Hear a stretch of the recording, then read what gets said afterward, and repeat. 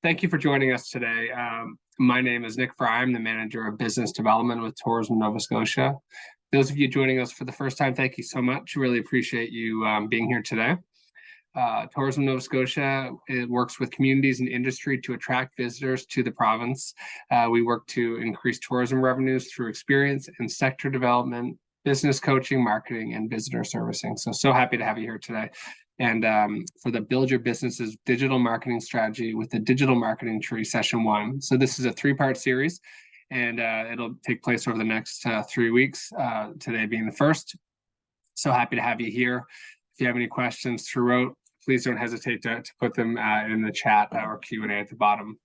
So again, as I said, any great presentation or discussion is always helped along by really good, strong questions. So please don't hesitate to ask any questions throughout. If SME Solutions mentions any links or resources throughout, don't go off and check all them out at that time. What we'll do is we'll share them after the fact, so you can focus on the presentation when you're here, be with us, and then after the fact you can check out the links and resources. This will be recorded and available. So if you take part today and you think that it's wonderful and like to share it with one of your colleagues or anyone in the industry, please do so. All our previous recordings are there. If you're interested in checking out different topics, we really encourage you to do so. And if there's any questions, after the fact, or you have any ideas or anything you want answered, please send them our way. Of course, this webinar, I'm hoping you got here through Digiport. Digiport's through our partnership with Digital Nova Scotia, and it offers a one-stop shop of interactive services and educational opportunities to help tourism businesses bridge the digital gap and develop their digital marketing skills and access professional support to improve their online presence. If you're not part of Digiport, do so please. It's free. And if there's any questions about that, you can ask us as well.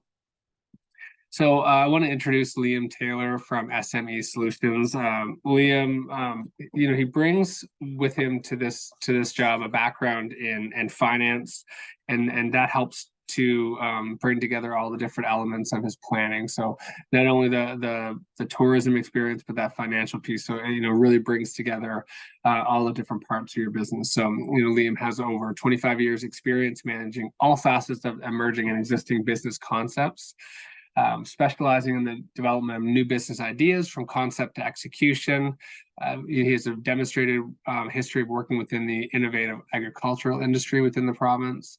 And he's skilled in SEO, business planning, e-commerce, entrepreneurship, and strategic planning, all things that are very important when running a tourism business. So without further ado, I'd like to welcome Liam to the screen and share his presentation. And again, any questions throughout, please put them in the Q&A at the bottom. And thank you for taking the time to join us today. And thank you, Liam, as well, for taking the time to put this presentation together. Thank you very much, Nick. I hope everyone can hear me. And I'm going to... We can hear you, yep. Sharing my screen now. Okay. So welcome to the Digital Nova Scotia workshop in collaboration with Tourism Nova Scotia.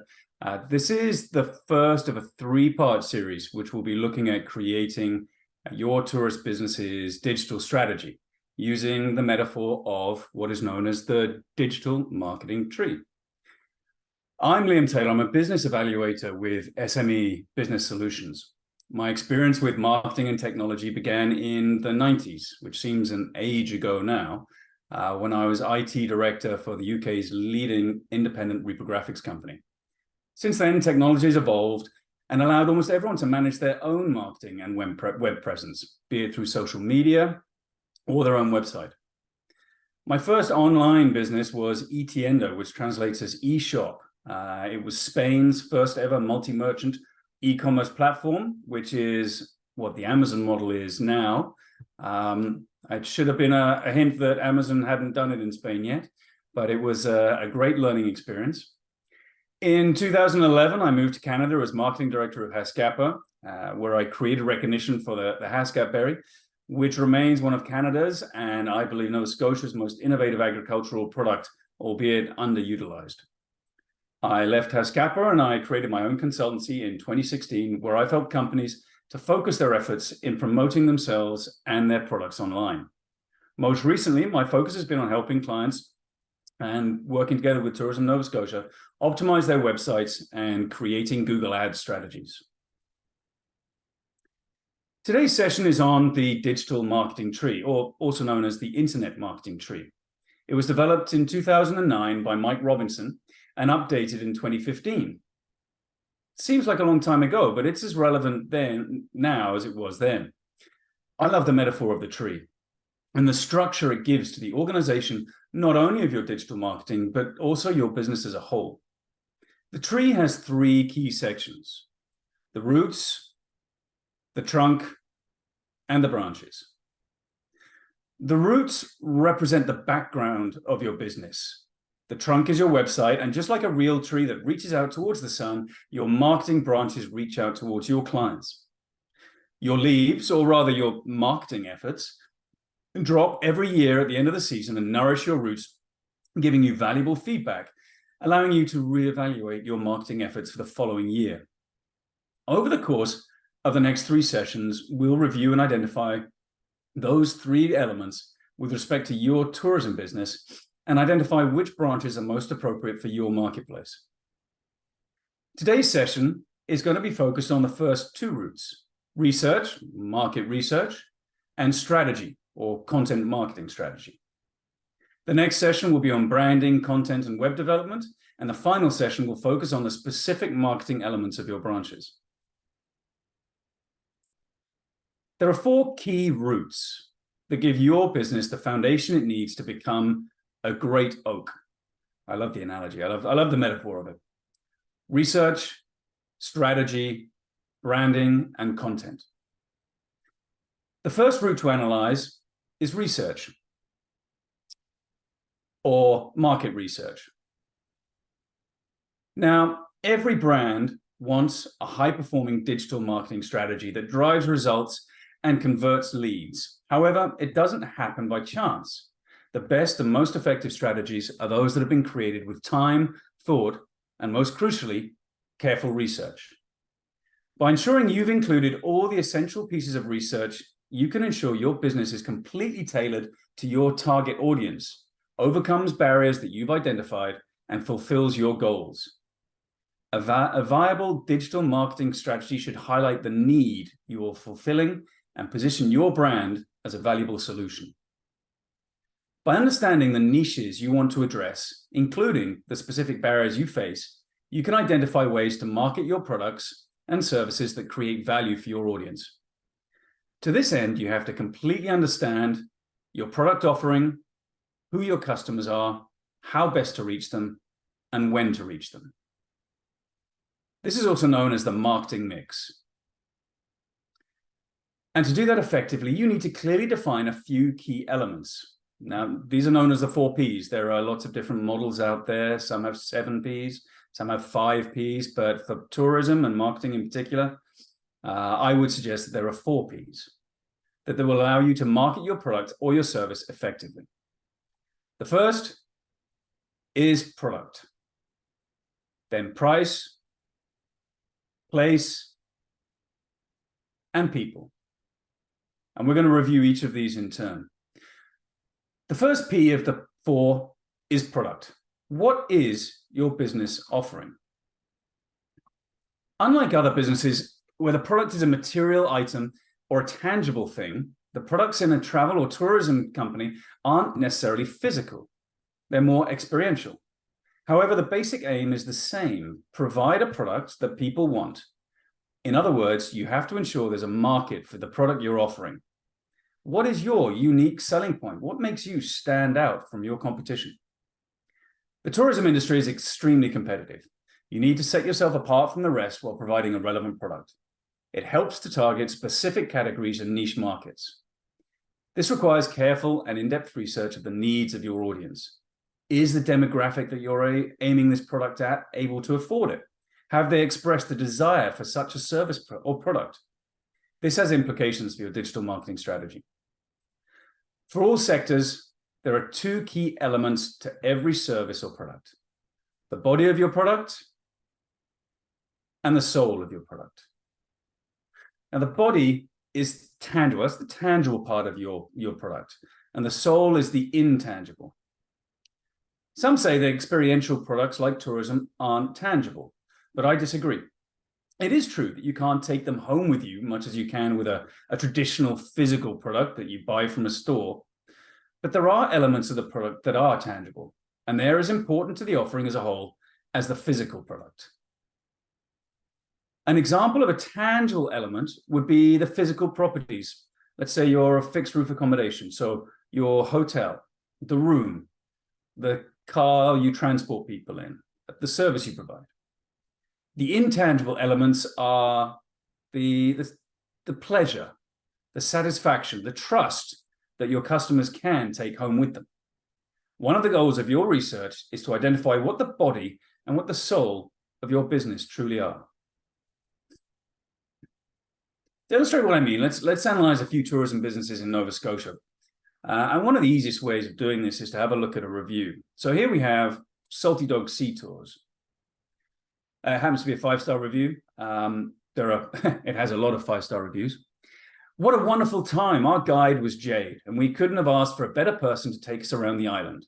He answered all our questions, took time to explain the history to both fans of the History Channel series as well as everyone else. We were lucky enough to still tour while the show is shooting for the upcoming season, so we saw lots of activity going on. Salty Dog Tours is the way to get the Oak Island experience. The boat was roomy, comfortable, and everyone had a great seat. The tour was approximately 1.5 hours, but flew by. Highly recommend this experience. Great value. So what are the tangible elements of Salty Dog Sea Tours? It is an experiential. Ultimately, they're not taking anything home with them. But for me, the tangible elements, Jade. He's there, you could touch him, and he obviously had a great impact as part of this entire experience. The boat was roomy and comfortable, definitely a tangible element. The intangibles were, let's say, Jade's, his knowledge, his answering of the questions. And then we have the great value. People have really, they've come away with a feeling of great value. Let's have a look at a fixed roof accommodation. This is the Sail Inn. Me and my boyfriend stayed here in October 2022. The location was incredible. The price was incredibly reasonable. The room was kept to a high standard of cleanliness. The history of the building was very cool. The bathrooms were updated and the jacuzzi tub was really nice. The breakfast service was wholesome and impeccable. The views were wonderful. The host is a lovely person and served us his homemade spring rolls. We had smoked salmon and eggs both mornings. Okay, so what are the tangible elements? I would say it's the location, cleanliness, jacuzzi tub, the breakfast, the wonderful host. This is the sort of review we all want to be receiving. And the intangibles, such as the history, the wonderful views. So there are two elements to every product. The next P in the marketing mix is price. How much are your customers willing to pay? It's a major factor in your marketing success and the success of your business. Appropriate pricing is essential if you want to attract new customers and maintain old ones. So do the groundwork and discover what other companies are charging. Read their reviews, much as we just did, and find out what people think of their pricing. This can give you an indication of what customers would be happy to pay. But don't fall into the trap of undercutting your competitors. This may seem like a good idea, but many consumers are wary of what seems like too good a deal. Too low a price can actually make new customers reluctant to try your product, your service, and you run the risk of losing money. In this section on price, we'll cover 5 tips for pricing your tourism products. The first is seasonality. Now, the first thing to consider when pricing your tourism products is seasonality. Is your business seasonal with Nova Scotia? Absolutely. In other words, what is the peak season? If so, discount your offerings from your peak season price for the off season to encourage those people to visit us regularly. In the case of Nova Scotia, we have a number of areas where people really promote shoulder seasons. Devour Food Fest, for example, that happens in the beginning of the beginning of the fall. The Mahone Bay Scarecrow Festival, reinvigorated this year. I have never seen Mahone Bay so busy. It's a fantastic opportunity. So bear in mind the seasonality of your products and what you can do to extend that season. The second element is your competitors, your competition pricing. If you haven't already, now is the time to check out your competitors' pricing for the coming year. Compare what they have to offer with what you have to offer, determine what difference is. Elements to take into consideration are location. What added value do you give?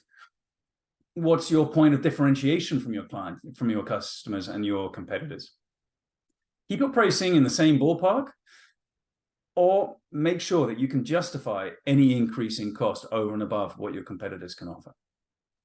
I do this with my clients. We price check, we determine value-added elements, breakfasts, additional services that they offer, taxi services. We evaluate the seasonality, and we identify unique elements, and then we price accordingly for the following year. The next thing to really bear in mind are your operating costs. Now, just because your competitor has a certain price, they may have much lower operating costs or much higher operating costs. It's one of the hidden elements to consider. They're non-negotiable.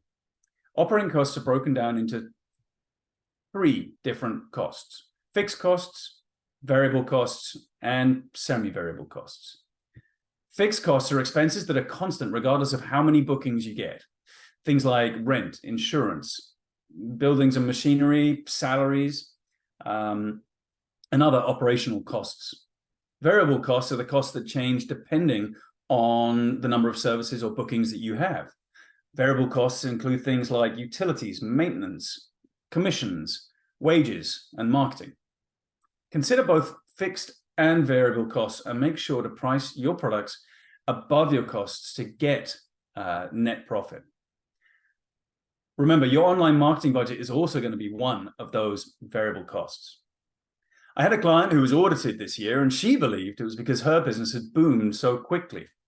She had very little understanding of what costs were involved with a fixed roof accommodation initially when she first started.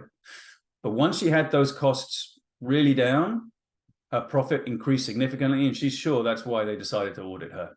Anyway, she's passed the audit with flying colors. The fourth thing to consider is capacity. When pricing your tourism products, you've got to determine your capacity. How many guests can you handle? If you have a fixed roof accommodation or a restaurant, at a certain point, then you know exactly how many people you can handle at a given time.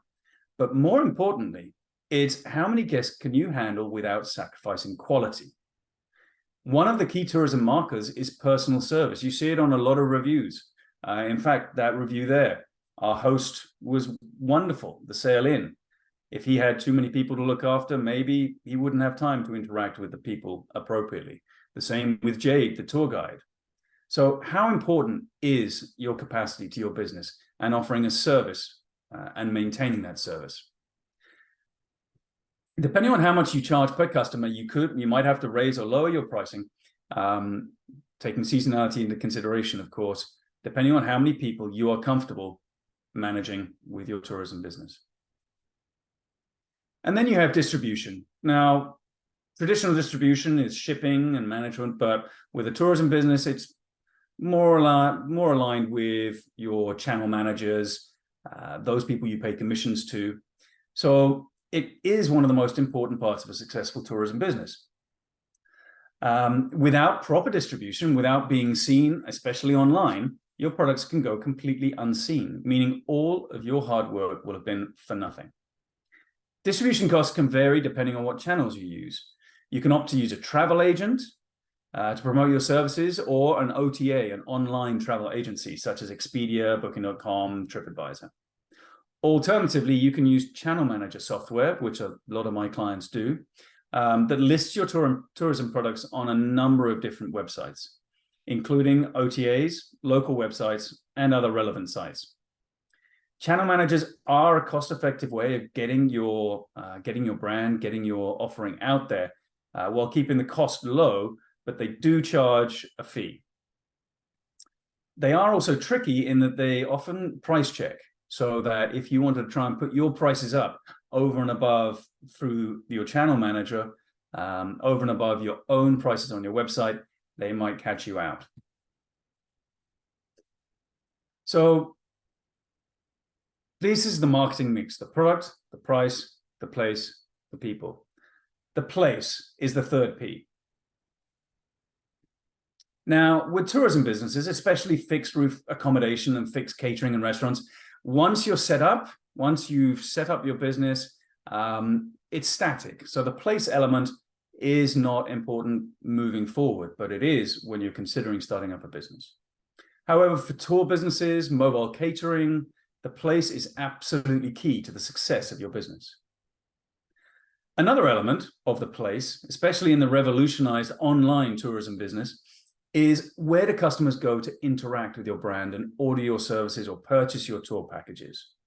For many of you, this may be a combination of physical and online presence. I've recently been approached by a local museum to create an online tour for their business. So their location, whilst fixed, actually now may very well soon be global, if they can charge people to tour their museum from anywhere in the world. And it's another example of how the online revolution is helping to promote local businesses and make them global. The last P is people, your target audience. The crucial part of a high-performing marketing strategy is understanding your customers intrinsically.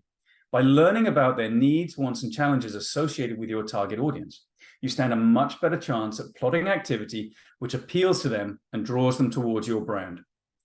The more you know about your audience, the more informed decisions you can make when deciding how to effectively target them and exceed expectations.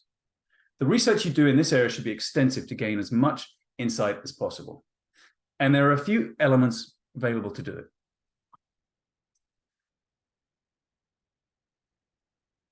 Firstly, we're going to clearly define your customer with 4 key elements: their geographic location, their psychographic location, their demographic, and their behavioral.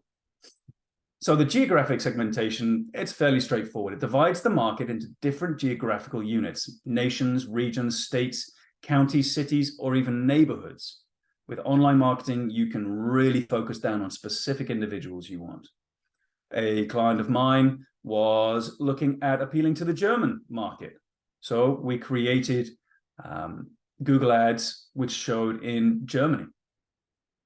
So the psychographic segmentation divides a market into different segments based on their social class, lifestyle, or personal characteristics. We'll go over these a little later. The demographic, age and income, occupation, education, religion, ethnicity, and generation. The behavioral is segmenting the market into,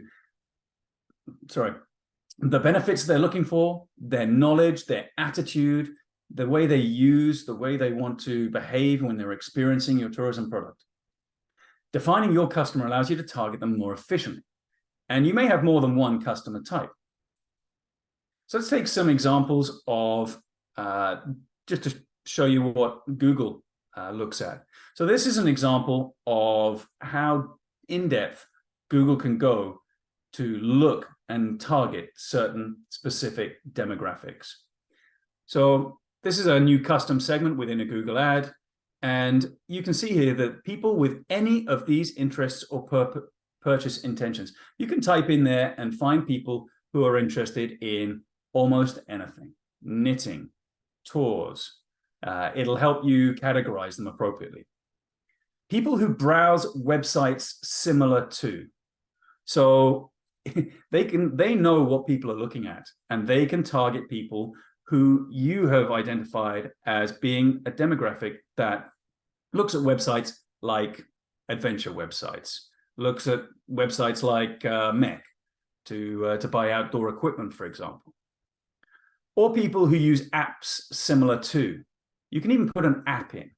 So let's say you're a tourism company that is trying to promote active outdoor excursions. The Fitbit app, the Garmin app, and it can target people who use those. This one, it's a very basic demographic breakdown: male, female, gender, age groups, and household income. So once you've defined some of the demographic characteristics, you can focus in on creating buyer personas. These are semi-fictional representations of your customers in which you split them into groups based on their shared characteristics, lifestyles, and their pain points. And it's built on a mixture of data and your assumptions. They're also proven to be highly effective. 82% of companies using personas improve their value proposition based on customers' needs, and 71% of companies that exceed lead generation and revenue goals have documented buyer personas. Fortunately, there are a lot of different ways to gain insight. So once you know your customers inherently, you'll be able to plot and create products that are effectively meet their needs. Ideally, you really want to identify 3 buyer personas and focus on the ones that matter most. You can always create more down the line, but for now, I would just focus on your 3 best. For example, in the marketing strategy of a hotel or apartment, you could have 2 buyer personas, one for the domestic and one for the foreign guests, one for business, one for leisure tourists, one for young couples, and the other for families with children. I'm going to review 4 very basic examples of buyer personas. So here we've got the escapist. They're apt to be adventurous or thrill-seeking. They want to get away from it all. Many crave creature comforts. They tend to be active and love the outdoors. They're open to content or destination, discovery, and exploration. So this sort of tourist who's looking for an outdoor pursuit, how do you connect with an escapist? You've got to appeal to them on an emotional basis and play to their psychological need to avoid missing out on an incredible experience. Use your content, this is online, to tell a story so vivid, your prospect can envision their vacation with you at your destination or your service.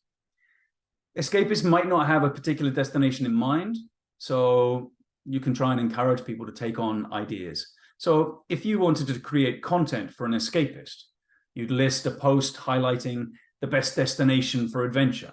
It's a blog post, for example. You'd obviously highlight your local areas. Features on unusual destinations, such as the Oak Island tour we saw earlier. Photo essays showcasing physical activities and adventure options. The next is the learner, a lover of history, geography, culture, humanity, and the arts, voraciously seeking out destination and activity information. Often seeking atypical, once-in-a-lifetime experiences and receptive to interesting, unusual information. This is the learner. The learners value cultural and historically significant experiences and tend to ingest a massive amount of information in advance of their trip. They want to fully understand the experience they're having and view knowledge as critical to a personally enriching travel experience. They want to enrich, they want to learn. So for this is a museum's target persona here.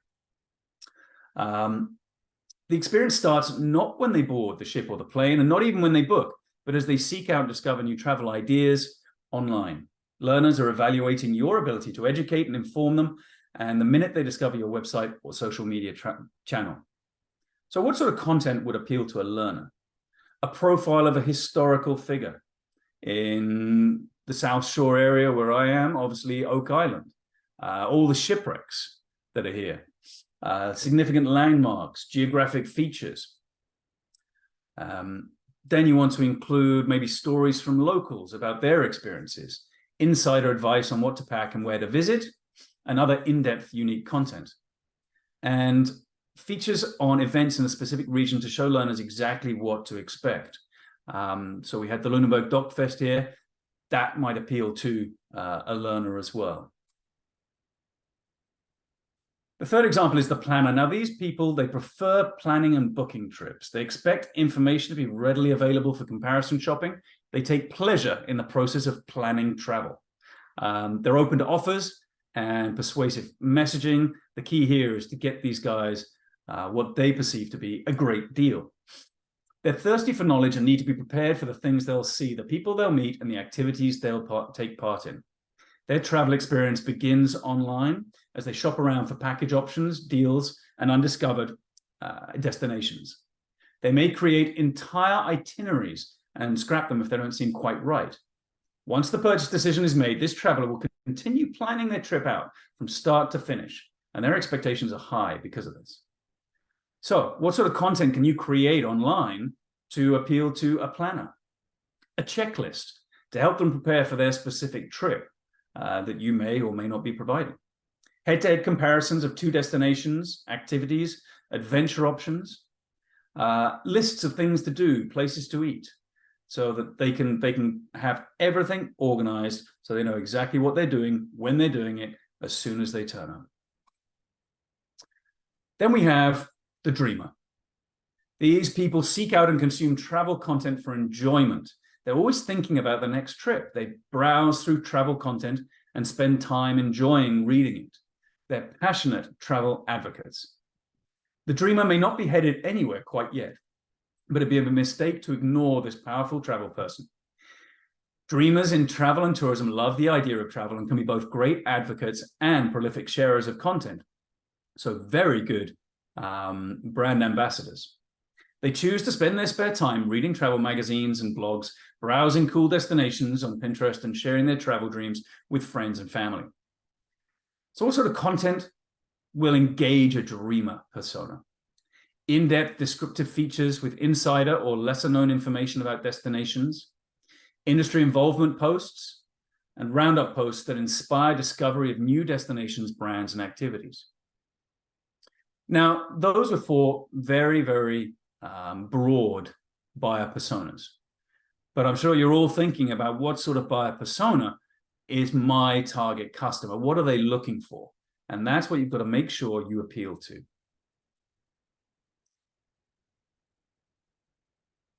So that brings, having completed the first route, that's your marketing mix, the people, the place, the price, and the product. We're moving on to our strategy. There's a bit of a delay in my clicks here for some reason. The second route to analyze a strategy, or it's also known as content marketing strategy. Traditional inbound marketing can be broken down into 4 stages. Attract, the stage where you reach your target audience with a specific message in the hope of later converting them into a customer. Convert. This is when you start working on the contact. You initiate a conversation, you bond with them to understand what they like and what they're looking for. Closing, a very delicate phase. This is when the contact finally becomes a customer through targeted communication built according to their needs. And then loyalty. This is the phase where the brand implements a series of nurturing actions to keep the newly created relationship warm, with the goal of keeping the customer as involved and engaged as possible. I know someone here mentioned in your questions, what is the one thing you must do to get return guests? Well, this is what you're doing. You're creating loyalty.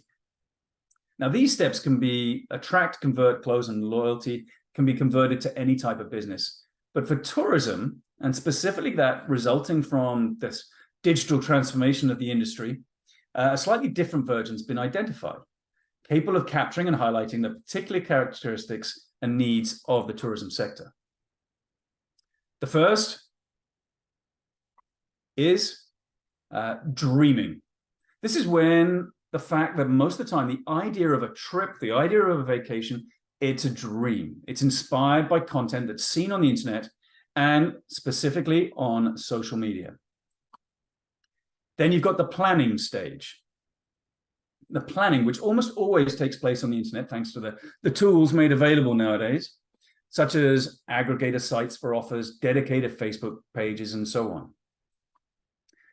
Booking, which can now take place in an almost completely autonomous and automated way online. Someone here asked about channel managers, so we'll be coming on to those later.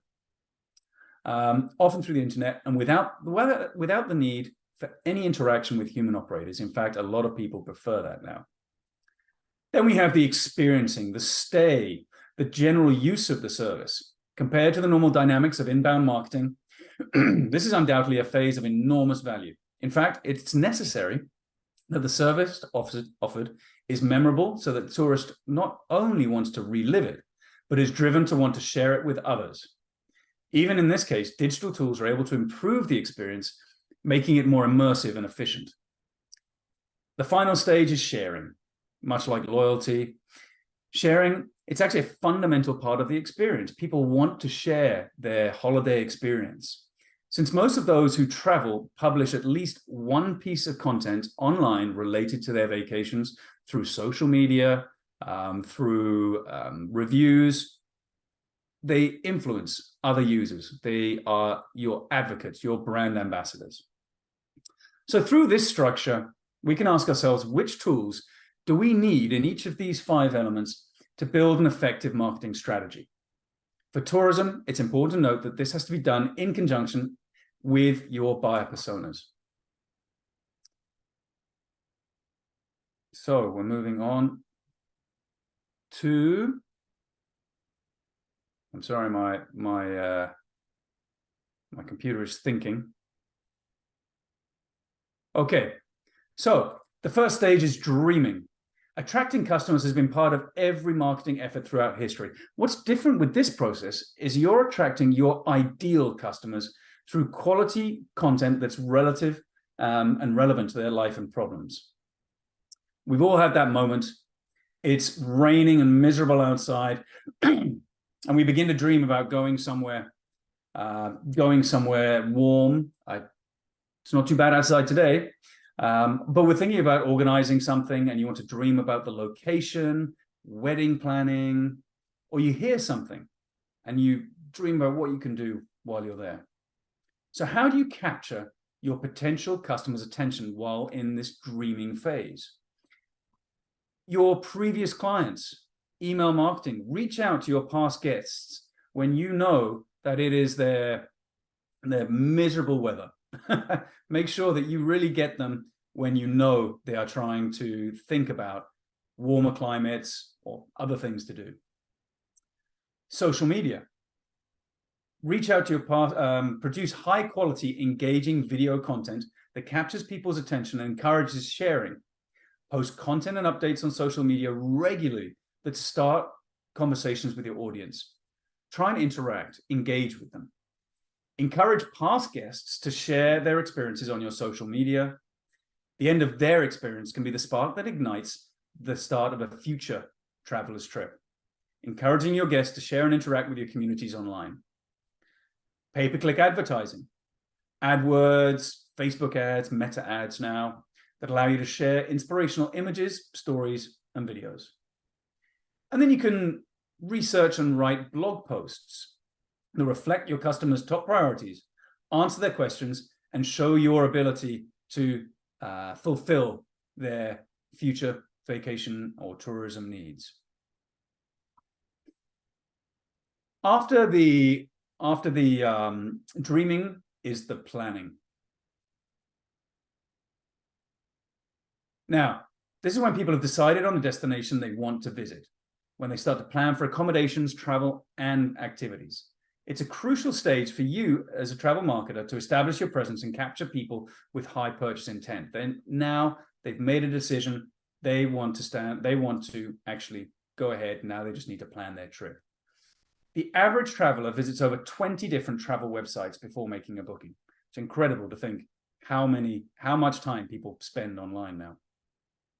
You've got to make sure that your website is optimized, SEO, search engine optimization. Make sure you've conducted thorough keyword research to determine what your customers are looking for. Optimize your local listings. So nothing helps a traveler orient themselves like a local mapping site such as Google Maps or Bing Maps or any of the local novascotia.ca. Make sure that you have your listing updated online. Pay-per-click ads, targeted Google ads, and Meta Facebook ads. And make sure that your online travel agency, your OTA listings, are up to date. New photos, new information, if anything has changed. Make sure that you have as much website content as possible to aid in the planning. Allow people to create those checklists, those to-do lists. Make sure they're aware of events. You've got their online reputation. Make sure that your reviews, you've answered your customer reviews. Make sure that when people interact with you on social media, that you're coming back and interacting with them and engaging your clients. So now you've got your client planning. How do you convert them? How do you get them to book? So you've got them to make a decision. They've decided through your interactions online, through your fantastic posts on your social media, that they want to book online with you. Now, as consumer travel trends have shown time and time again, simplifying the user's booking process should be high on your priority list. Okay? Keep it simple. Many modern users would rather choose to put their credit card information online than speak with someone over the phone. There are, of course, exceptions. There's a company up in Cape Breton, actually, and they refuse to take online bookings. You have to call. And they pride themselves on their customer service. It's a bit unique, and they use that as a marketing tool as well. So on your website, clearly display your prices. Use buttons to advertise or encourage bookings, and make sure your site's responsive, that it works on tablets, on your phones, on the website, just on a desktop computer. I've been working with a client whose site looks absolutely beautiful on a desktop, but looks horrible on a phone. And 80% of people now use their mobile devices to book online. Make sure that you have your OTAs organized. If you are going through Expedia, Airbnb, Booking.com, they're a necessary evil nowadays. They really help people to get their product out there. And although it is a little expensive, it is often a very good way of making sure that you are facilitating the booking of your experience. And then we have channel managers, such as Hotel Runner, ResBook, ResNexus, OpenTable for restaurants. Again, don't try and do it all yourself manually. Embrace this new technology that we have out there and allow you to facilitate your customers' purchase and also your ability to manage that. They're here. They're experiencing. They finally got to your location. This, maybe not digital marketing directly, but you've got to ensure that their experience is second to none.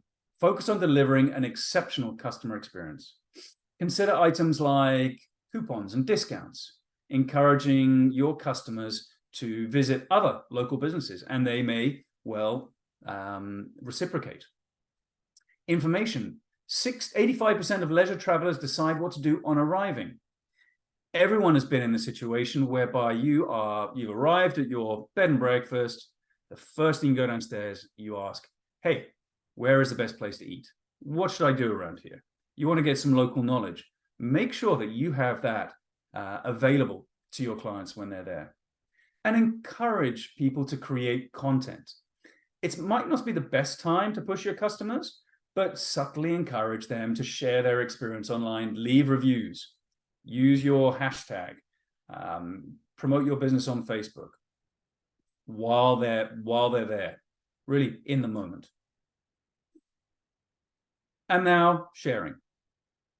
So now their experience is over. Now is the time to share their thoughts on it, and you can encourage them to do this. So just ask. Let guests know where they can share their experiences. Tourism companies should have Facebook, Tripper, TwitAdvisor, actually, sorry, not Twitter anymore, X, and other icons present at the front desk. QR codes allowing people to scan and post straight to your website or to mentioning your website, mentioning your service, sorry. You may want to have a card in the room near you, and I have a number of clients who do this.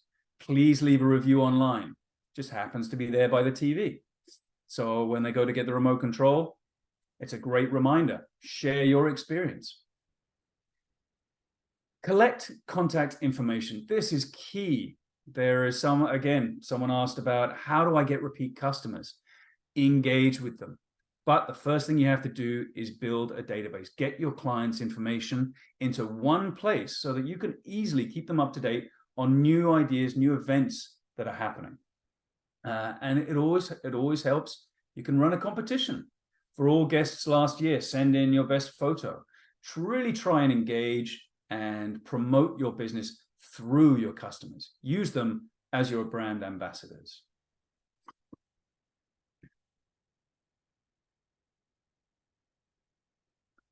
So to review, sorry, taking a while now.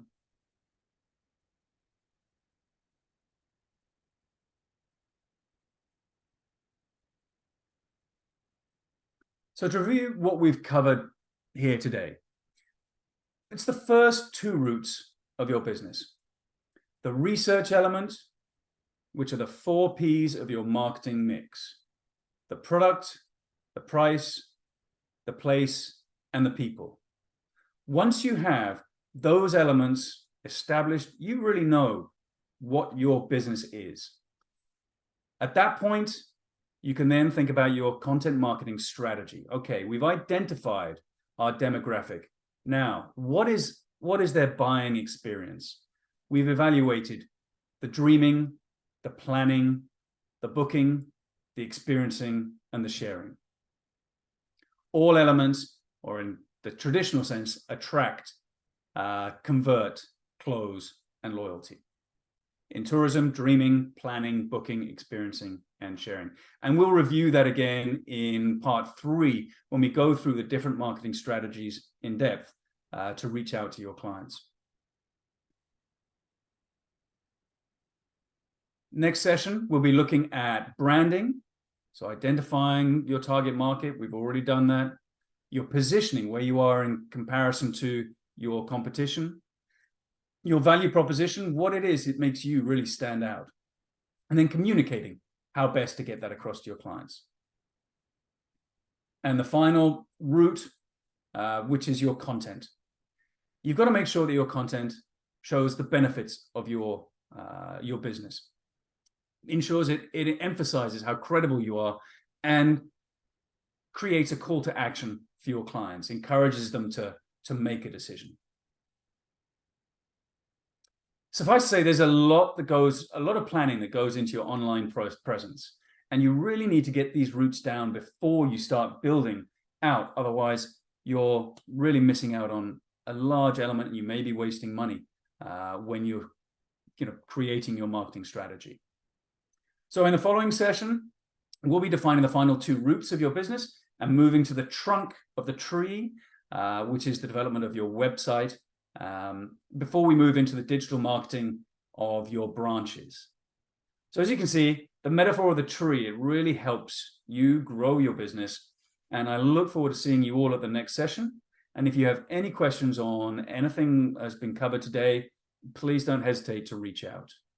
And I'll pass now back to Nick.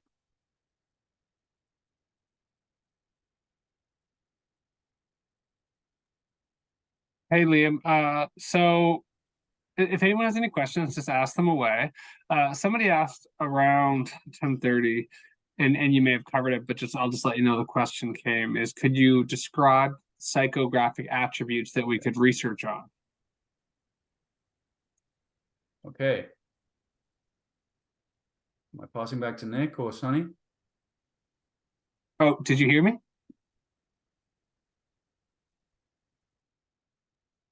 Still online? Nick, I can hear you. It seems that Liam, are you able to hear us on our end? Okay. Nick's just mentioned that his volume isn't working. I heard Nick just fine. Liam, can you hear me? I can. Okay, so what the question was, there was a question in the chat, which was, could you describe the psychographic attributes that we could research? So psychographic attitudes are what let me see if I can go back to that slide. I apologize that my presentation has been a bit jumpy today. I'm not entirely sure why.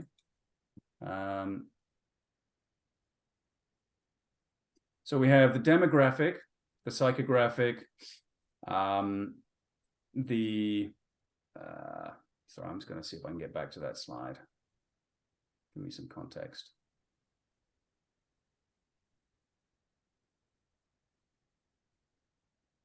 It's not going to let me. Yeah, my computer's completely frozen. So, and behavioral, sorry, I missed that one. So psychographic is really what is the client hoping to get out of their experience? What are they looking for?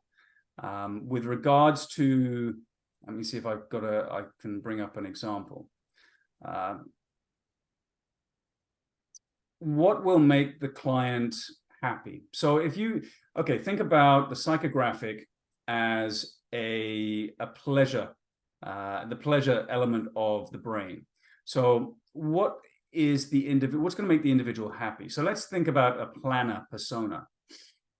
To ensure that the psychographic profile of a planner would be someone who needs to be very organized. The psychographic of a dreamer is someone who wants to go to somewhere spectacular, somewhere that no one else has heard of. The psychographic profile of let me think of another persona here. The psychographic profile of a learner is someone who gets pleasure from finding out new things, of being educated on the locations that they're going to.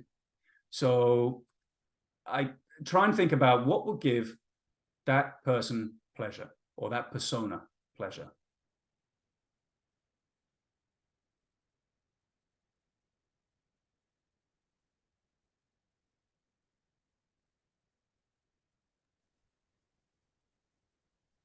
Okay, just wanted to encourage anyone to ask any questions. Of course, this is the first of 3 sessions, so if anything pops into your head between, send us an email or check in.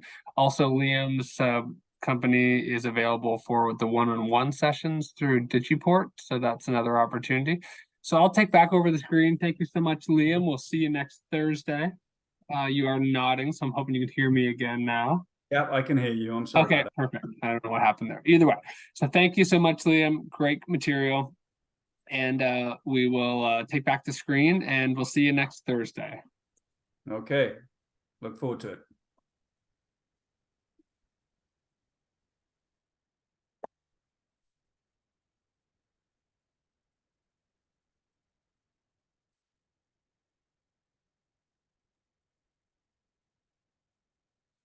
So again, that was a lot of great information. Really appreciate everyone joining us today.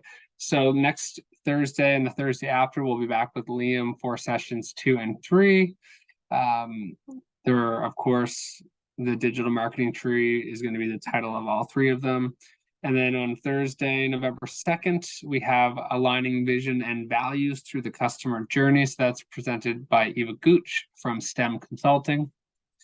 If you'd like to see any of our previous webinars or watch this one again, tourismns.ca/webinar-series. So would really encourage you to do that. For any tourism businesses on the call, we'd encourage anyone that wants to apply by Wednesday, October 25th to the Voice of the Visitor Survey program. That's available through our website at tourismns.ca/visitor-voice-visitor survey-program. It's there on the screen because I can barely say it. So it will help tourism partners gain insights about visitors' perspectives and issues that are important to your business or organization. Participants work directly with market research partners to craft questions to get feedback from visitors that will help inform their planning. Up to 10 questions for each partner can be included in the online survey administered by us. And of course, there's no cost to participate. So if you're interested, check that out. Go to the website. If you have any questions around that, you can send us an email or through the contact there. So that's offered through the research department. When I say contact us, you can send us an email at tnsbusiness@novascotia.ca. Our corporate website would be tourismns.ca. Our consumer website, novascotia.com. Tourism NS News and Resources, where you would have heard about the previous program, this webinar, and any kind of programming we offer would be found under News and Resources under our Tourism NS website. Our corporate LinkedIn is Tourism Nova Scotia, and our Twitter is Tourism NS. Thank you for taking the time to join us today, and have a wonderful day. Thank you so much.